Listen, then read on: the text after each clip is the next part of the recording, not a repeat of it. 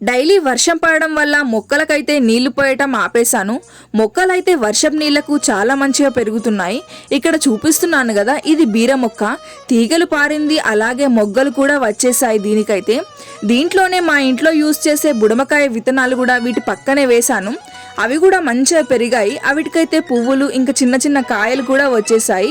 ఇక్కడ నేను అదే చూపిస్తున్నాను మీకు. ఇప్పుడు మొక్కలైతే మంచిగా పెరిగాయి, కానీ కాయలు కాసిన తరువాత రాజుల నుండి కాపాడుకోవడం ఒక పెద్ద టాస్క్.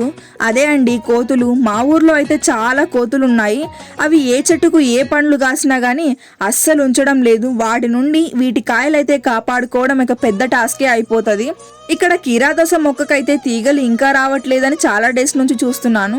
ఫైనల్గా ఈరోజు చూసేసరికి చాలా మొక్కలకైతే తీగలు కూడా పారేశాయి. కాకర 3 విత్తనాలు పెడితే అందులో 2 విత్తనాలు పర్ఫెక్ట్గా లేచాయి.